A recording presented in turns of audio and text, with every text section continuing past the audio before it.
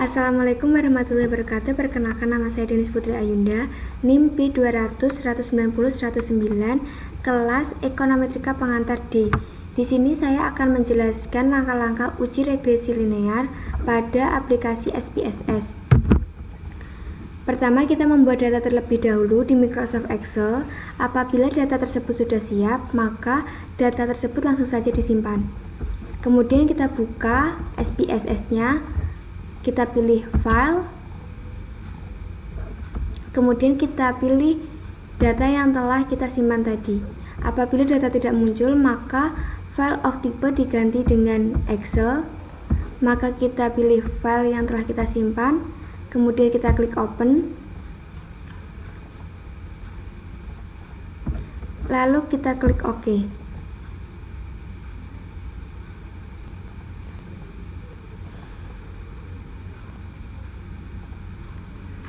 Maka data akan muncul seperti tampilan saya saat ini. Sebelum menguji regresi linear, kita harus menguji terlebih dahulu apakah data tersebut berkualitas atau tidak.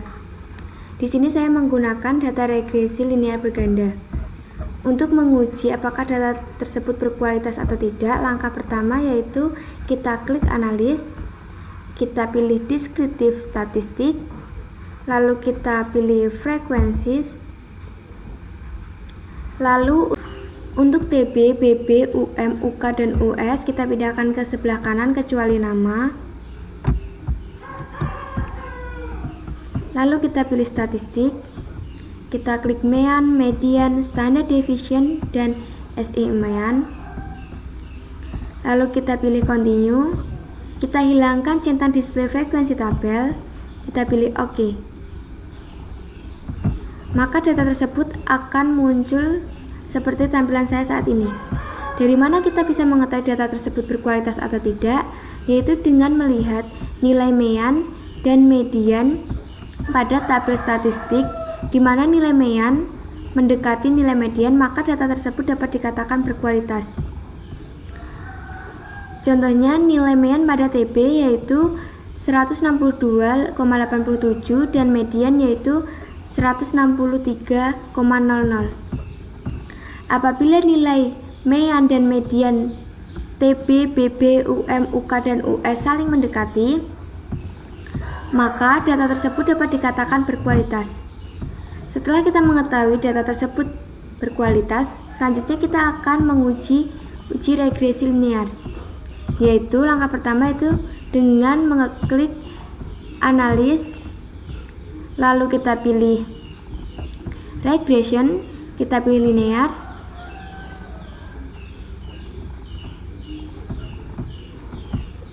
Untuk TB kita masukkan ke sebelah kanan yaitu dependent. Dan untuk BB, UM, UK, dan US kita pindahkan ke sebelah kanan yaitu independent.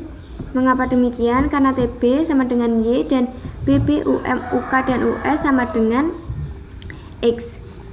Kita pilih statistik,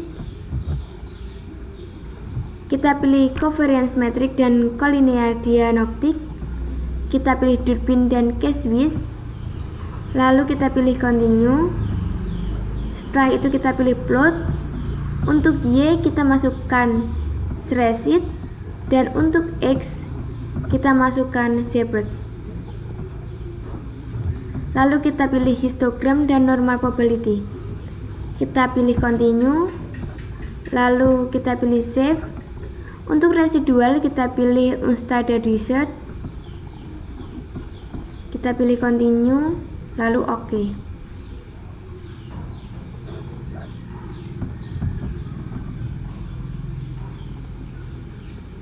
Maka akan muncul tampilan seperti saya saat ini. Untuk variabel inheritance atau remove, di sini menunjukkan bahwa tidak ada yang dibuang atau di-remove. Bagaimana kita bisa mengetahui data tersebut tidak dibuang atau remove? Yaitu dengan melihat tabel variabel remove di sini kosong. Selanjutnya model summary, yaitu di mana model ini digunakan untuk mengetahui seberapa kuat variabel dependent mempengaruhi variabel independent. Dari mana kita bisa mengetahuinya? Yaitu dengan melihat nilai R². R² di sini yaitu 0,720 atau 72%, yang menunjukkan bahwa 72% mempengaruhi variabel TB atau tinggi badan, dan sisanya 28% dipengaruhi oleh variabel lain di luar yang diuji. Selanjutnya ANOVA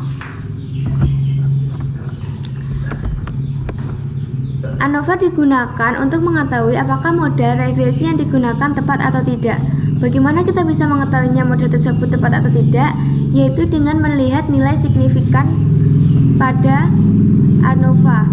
Di sini tabel signifikan menunjukkan nilai 0,000 yang menunjukkan bahwa di bawah level 0,01, sehingga nilai ini menunjukkan bahwa model regresi yang digunakan tepat. Apabila nilai signifikan berada di atas 0,01, maka model regresi dapat dikatakan tidak tepat untuk digunakan. Selanjutnya koefisien. Koefisien pada tabel Ustadz koefisien pada variabel BB yaitu berat badan menunjukkan nilai betanya yaitu 0,040,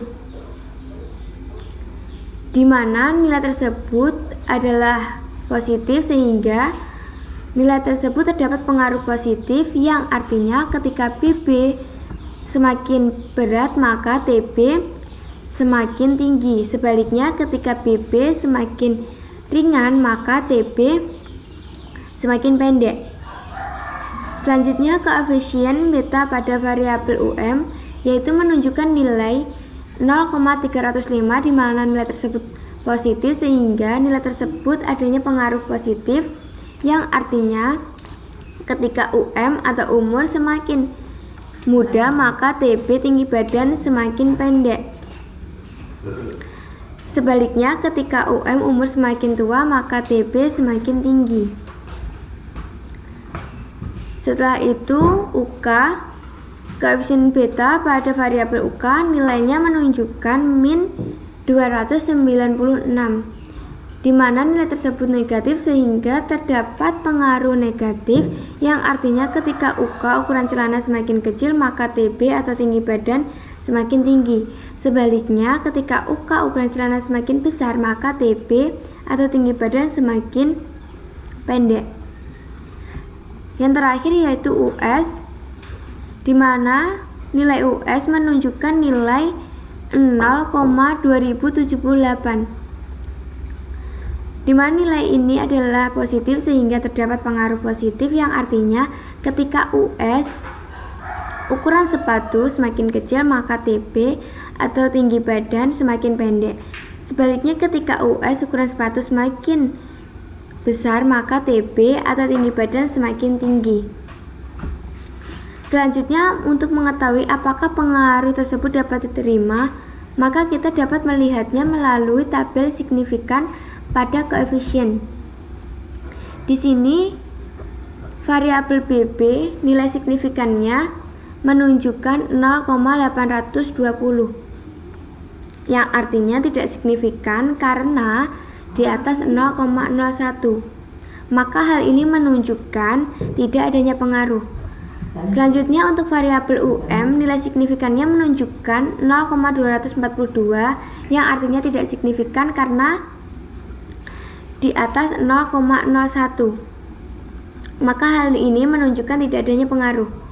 Selanjutnya untuk variabel UK nilai signifikannya menunjukkan 0,328, yang artinya tidak signifikan karena berada di atas 0,01, sehingga tidak adanya pengaruh. Selanjutnya untuk US nilai signifikannya menunjukkan 0,000, yang artinya signifikan karena berada di bawah 0,01, sehingga adanya pengaruh. Sekian penjelasan dari saya tentang uji regresi linear. Wassalamualaikum warahmatullahi wabarakatuh.